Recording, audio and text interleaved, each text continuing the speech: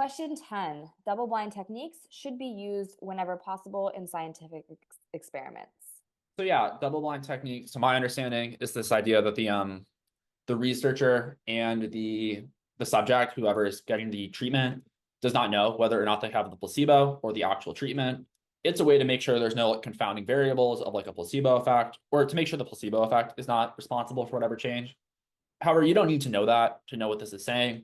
All that they're saying there is we have this technique and we should use it as much as possible. To which my question is why? Is this actually the best thing to do? What if there's a triple blind technique that's even more effective? Or what if blindness has some issue to it? Like, what if it's crazy expensive and that causes us to never perform any science? So I'm like, okay, maybe, but they're going to have to give us reasons to accept that we should always use the double blind techniques.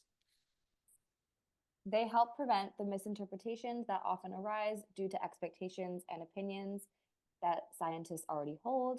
And clearly, scientists should be extremely diligent in trying to avoid such misinterpretations. So yeah, now they give us the reason, which is they help prevent bias. They're making sure that the scientist's personal beliefs and views about the world do not seep into their science, which is good. I am wondering, is that the only relevant factor? What about the cost? What about, I don't know, there could be other issues. Like what if the subject now introduces their bias somehow? So I'm like, this seems like good evidence, but it's not perfect evidence. There are still little holes in this argument that we could squeeze a wedge in and really pull on if we wanted to attack it. Yeah, Um, it's sort of more so, in a way, just kind of explaining how double-blind techniques are helpful and advantageous, which I think arguably falls a bit short of supporting that they should be used whenever, right? Yeah, because we go really strong. Our conclusion is it's not that they're good or that they're helpful. It's Mhm. that we need to use them always or whenever we can. There's no if, ands, or buts about it. Which that really strong conclusions where I always have hesitation. I'm like, really? Every single time? Are there never downsides? Like, what if they're like, I don't know, let's say we have a cancer trial and I am about to die of like stage 4 liver cancer. Do I want to be part of a double blind study where I might get the placebo? Like, probably not. I probably want the treatment. And so then there's like ethical questions of does this even make sense? Which maybe it does. Maybe we just have to sacrifice some liver cancer people to figure out the cure. But if I were the person, I would not be Utilitarian particularly approach. stoked. Yeah, it's like, Yeah, but you're right to point out, yeah, whenever we have a claim that just is very, very strong, that's always a bit of a, I don't say like red flag, but it's just the barrier, the threshold that we have to clear to prove or establish that claim is just much higher, which makes it more likely that the evidence might just fall short in some capacity. All right, should we see what yeah, they're? if it Oh, was like, yeah, go ahead. oh, I was gonna say like if they said sometimes it's useful, I really wouldn't have an objection. But yeah, it's that conclusive statement that we have issue with. All right, let's see what they're asking. So, which one of the following most accurately expresses the main conclusion of the argument? It's actually fairly straightforward what they're asking us here, right? Yeah, they're just asking us like, what was the point here? Why did they waste our time? They often have a paraphrase of the answer in the argument. Like if we can identify what was the point, that's often just the answer. And I would say that this first sentence was the main point or the conclusion, which is, hey, let's use double blind techniques. And the way I know that is because we then try to justify it.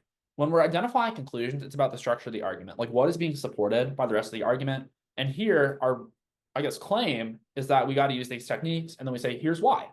So I would basically just be looking for a paraphrase of that first sentence.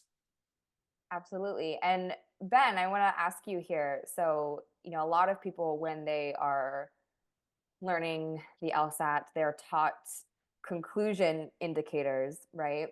Yeah. And this last clause, when it says clearly scientists should be extremely diligent in trying to avoid such misinterpretations, I suspect a lot of people might see this question and be like, oh, they're asking the main conclusion, and just jump straight to that clearly. Be like, oh, clearly, conclusion indicator. That must be the conclusion. But in this case, right, as you explained, no, the argument's claiming that we should be using these double blind techniques. Why should we use these techniques?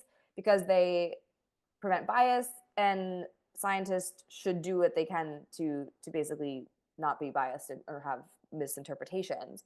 It functions, that clause with clearly just functions as support for this claim. So this is a really great example where, you know, quote unquote, indicator language is not the end all be all and can actually sometimes backfire if we're just going to be LSAT robots in our approach.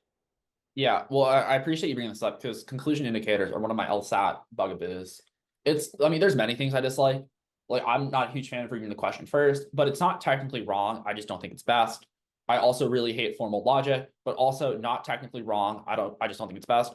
Conclusion indicators are technically wrong. They're going to lead you astray many, many times. Like, yes, sometimes therefore, or thus, or because will indicate a conclusion or premise, but there are a decent amount of questions where LSAC throws in a thus to indicate a premise, just because they know that they're going to catch up all the goofballs who have just studied a list of indicators. So Yep.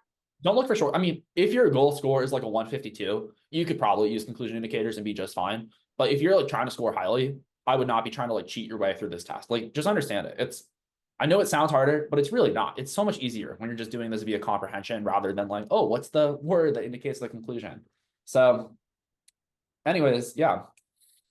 So yeah, we're just looking for basically a paraphrase of that first sentence. So let's see. A says scientists' objectivity may be impeded by interpreting experimental evidence on the basis of expectations and opinions that they already hold. So yeah, that's true. We do say that. Also, that was support for our claim, which is therefore we got to use our double blind techniques. So it is there, but it's the wrong part of the argument. All right, next one, B, it is advisable for scientists to use double-blind techniques in as high a proportion of their experiments as they can. So yeah, that's what we say. It is a little different. We say it is advisable versus should. We say whenever possible versus as high a proportion, but these all have the same meaning. This is one of the tricky things on the LSAT is I often find myself yelling at kiddos for this substitution of terms. And then I pick an answer like B and they're like, well, wait a sec, they didn't say advisable or they didn't say as high a proportion.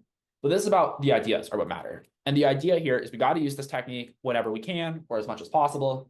And B follows, even though there are some slight shifts in words, it's the same meaning. Yeah, we have to be a fine line we have to navigate on this test is understanding is the way they're expressing something, is that just a paraphrase or is it actually something else entirely different? And so here, yeah, if you should do something, it's advisable. It means the same thing.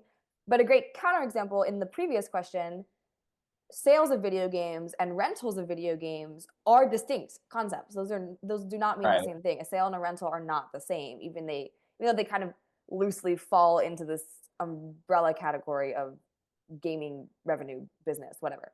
And so that I think it's a skill. I think it takes, some practice to get really strong with discerning this, but yeah, often people will fall one way or the other. They'll think everything means something different, and not realize, oh, advisable just functionally means the same thing as should, or conversely, not pick up on crucial distinctions in meaning. So we have to walk that line there. Right. All right. Let's read the rest of them, but B is looking pretty good. C says scientists sometimes neglect to adequately consider the risk of misinterpreting evidence on the basis of prior expectations and opinions.